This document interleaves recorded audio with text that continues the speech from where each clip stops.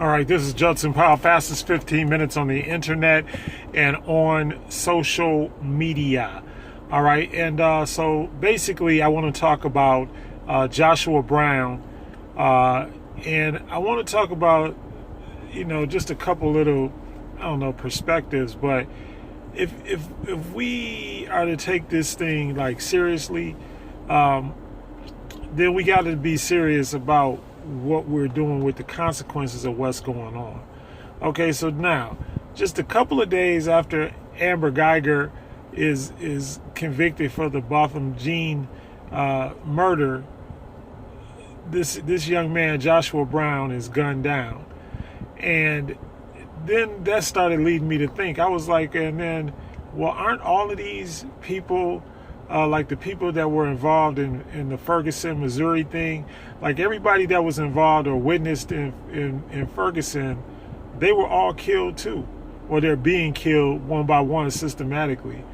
And I didn't have a chance to really research all the names and everything like that, but I do know that over the course of time since Ferguson, that everybody that was involved in basically whistleblowing in Ferguson has been found dead. So that started me to thinking. I was like, well, okay, if this is the police that's doing this, or even if it's some subversive group that's doing this, then how come there's no leaks? How come there's no whistleblowing in these circumstances? Because at this point, it's starting to be too many people, and I'm a to an extent a conspiracy theorist, but it just doesn't. Everything is not adding up.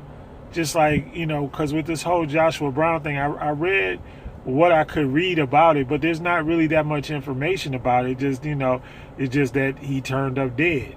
So so that starts getting you to thinking, because it's like, well, we got all of these police people and all of this stuff going on, and yet and still the only witness against her comes up dead. And then on the same day, they talk about basically an appeal. Well, I do believe that the appeal will be difficult. I think the appeal will be difficult simply because of the fact that whole castle defense and almost like a stand your ground law, but it was argued. So that was like one of the basis of appeal. They could probably appeal based on the fact that defense was not allowed, but it was allowed. And on the merits of what I heard and what I read, I don't believe that she has any grounds for an appeal. I think that every possible defense that could have been used was used and was exhausted. So that's a good thing, because now without his eyewitness testimony, they can't put him on the stand anymore. And then we have, because now anything that they would introduce except for what's on the record would be really considered hearsay. So with that said, the people from Ferguson, the people, and just like a whole bunch of circumstances with people that have basically either told on the police, been involved with the police, all of these kind of things. Now, so how deep does this run? I guess that's my question. My question now is, how deep does this run? And and what is the level that they can get away with and nothing? Because it's hard. How are you going to catch the police? I guess that's my, unless the person is like, because it sounds to me like these are officers that are doing this, and I'm, allegedly, I'm not saying it is, but it just seems mighty coincidental that all of a sudden that all of these people from any place where there was a police involved killing, that all the witnesses and all the people that were involved are winding up dead. And that's kind of conspiracy-ish, don't you think? So what I surmise is that it is the police, allegedly, right? Because who else could it possibly be? Who else has a motive to kill any of these people? The people from Ferguson, what was the guy? And I can't think of the guy. And I was trying to think of it before I came on camera, and I can't think the young man that was killed in the back of the police van in Baltimore. And I can't. He's a young guy. I can't call his name, but even in that, everybody basically, everybody that was involved ended up in tragic circumstances. And it can't, is too many people coming up dying or missing for it to be a coincidence. So, and then we have a rogue president. How do we get justice in this when, the people that they would send to investigate, or those people that would prosecute these things, they're probably involved, or at the minimum, they're friends with the people who are involved. So this takes this whole thing to a whole nother level, because now they're trying to intimidate people so that they will not testify or won't get involved. And I think that's a dangerous precedent to set. Now, here's the other thing. But here's the thing. We do have social media.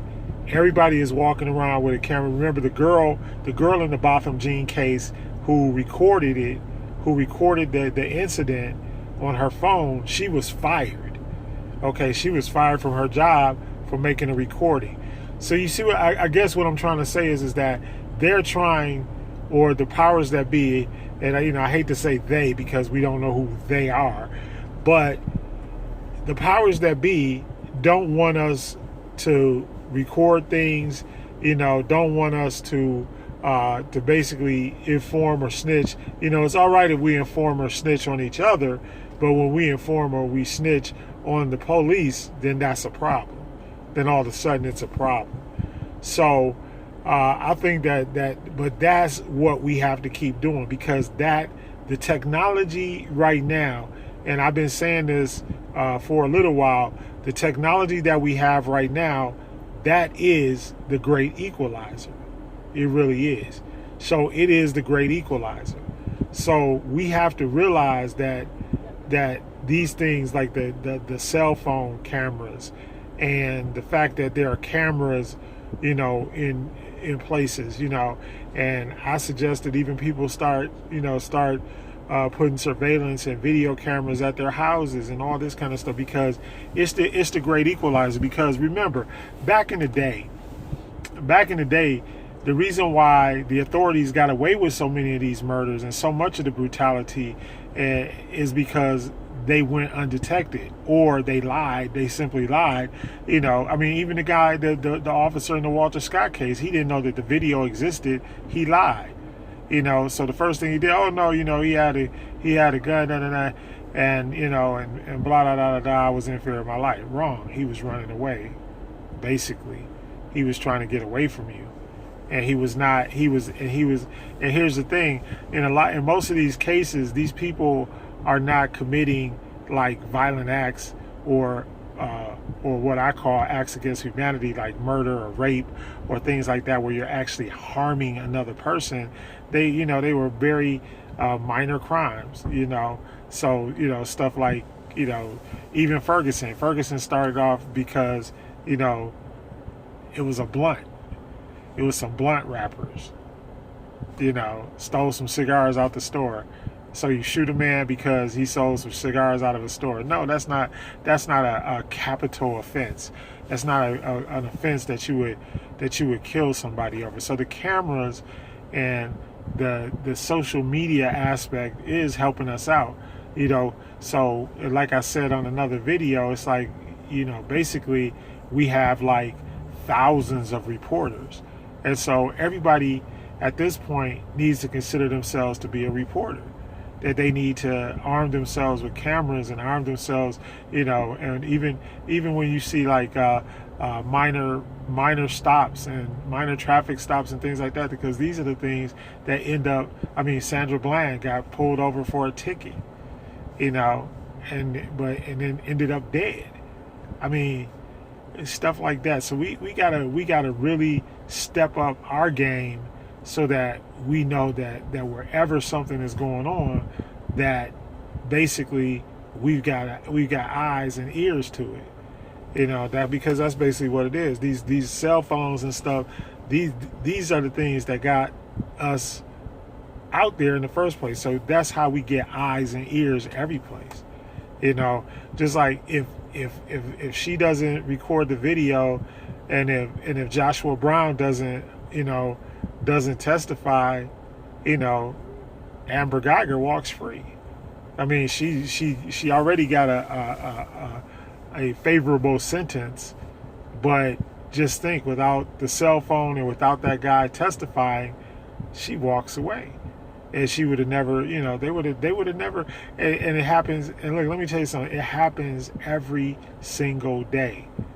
So those things are the equalizers. So what the enemy is trying to do, and they are trying to make us afraid to testify, afraid to record, the actual truth.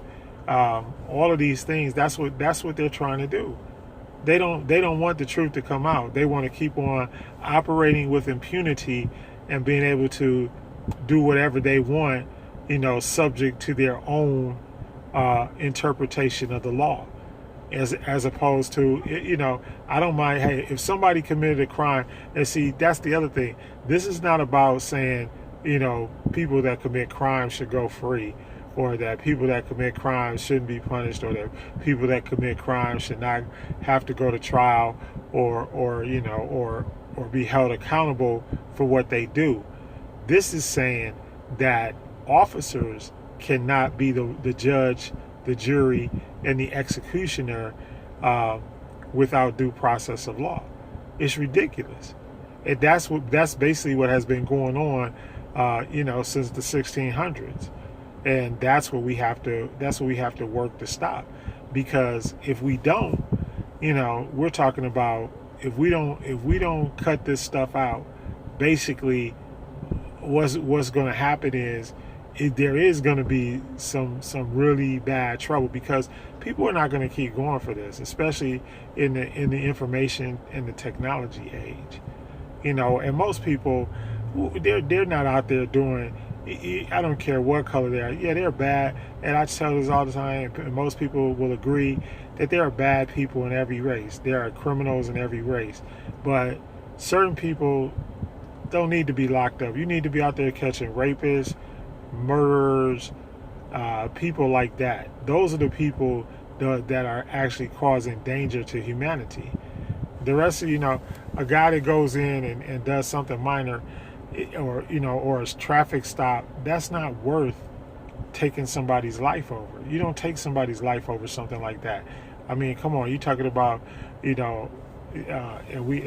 saw a post the other day, and they got all these grave markers in the graveyard, and the crimes of these people, making it an illegal turn, or having a turn signal out, or stealing something out of the corner store, or things like that. Those are not things that somebody should go to their maker because of.